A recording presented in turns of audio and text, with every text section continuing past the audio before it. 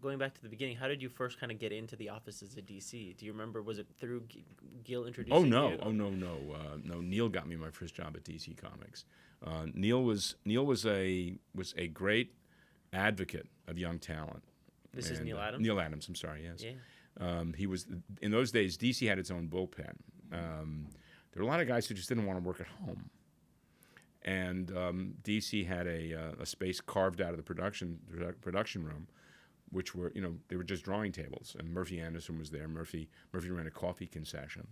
Mm-hmm. And in those days, DC Comics had tours of the offices on Wednesday afternoons after 3:30. So you got out of school, you dashed into the city, and you got toured from the office. And you came home with a half a page of artwork. They gave it to you because they didn't regard the work as having any value. But I got to see the offices. I got to meet all the editors. I met all the. I'm a starry-eyed kid at this point. And years later, and I meet Neil, and you hang around. So much of in those days working in comics, work came from being there when the work was needed. Once I got that first job, the way you continued to get work was to sit around the coffee room at DC Comics. The coffee room was at the apex of two bars of a building. One end was Independent News, which distributed all the comics in those days before the advent of the direct sales market. Mm-hmm. And the other was DC Comics. And I'd sit there and have coffee with all the guys, with Wrightson, with Alan Weiss, Michael Kaluta, Bernie, Walter Simonson, and just hang, drink coffee, and hope somebody needed something. I'm quite serious. And of course, Wrightson got whatever he wanted, and the rest of us were, it was Bernie and everybody else. That's really the way it was in those days. And so when you were there, what was the process? You'd be hanging, and then someone would walk in and say, I need 8 pages of this. And so pretty much.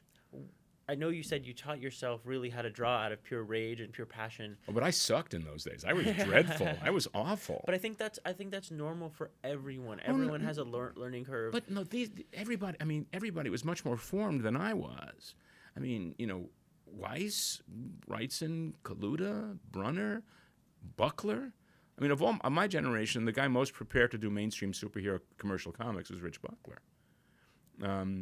Given his druthers, he could have done a really estimable pastiche of Neil Adams and John Buscema. But I think he just didn't have the forethought to sort of forge himself into an actual working brand, if you will. But I think back then, I don't know if that was really a forethought. Like the great icons, like we know them, like Jack Kirby,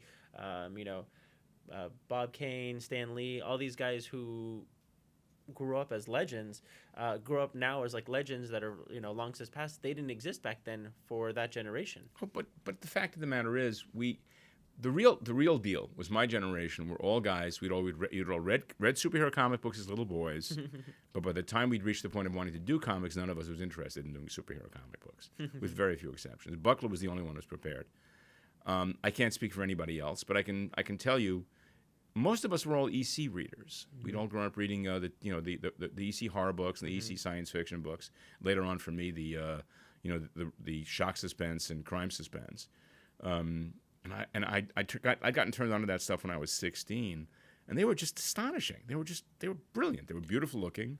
The stories were marginally more adult, and my fantasy back then was that ultimately we would forge a new age of EC type comics, because none of us were particularly interested in doing the sort of stuff that had modeled on Stan and Jack. But what we didn't understand was that whereas we were being asked to bend to the superhero model, by hanging around for a couple of years, like 5 years or so, 5 years after I came in, you had guys like Frank Miller and Bill Sienkiewicz coming in, who had enough power and enough confidence and conviction in their work rather to bend superhero comics to them. And it was a blindside for us. It was a bit of a gobsmack. Mm-hmm. None of us were expecting this.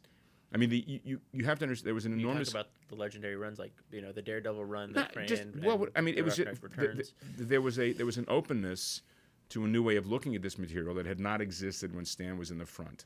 Now that Stan had been shunted sideways and Roy was pretty much in charge, and there were other people running the room as well, a more open idea and a portrayal of Marvel. Marvel Comics was profoundly dogmatic. It was an incredibly dogmatic company.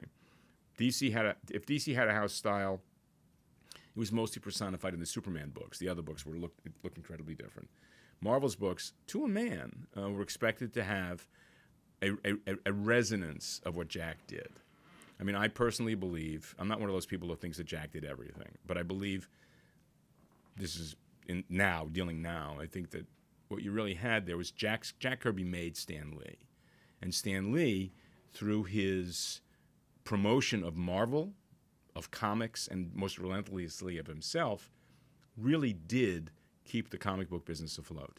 Absolutely. I truly believe that. No, I mean, absolutely. I think I have a job because of Stan, but I have to say, at this point in my life, I haven't thought about either Stan or Jack as influences on me in any real way in 40 years. Yeah.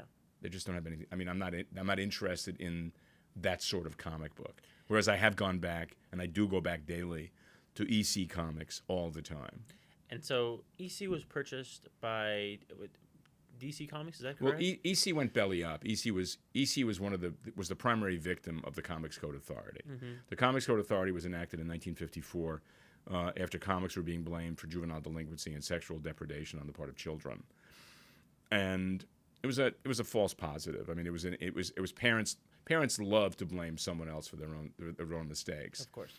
And EC just collapsed. They tried one thing in black and white adult material, but the only survivor of EC was Mad.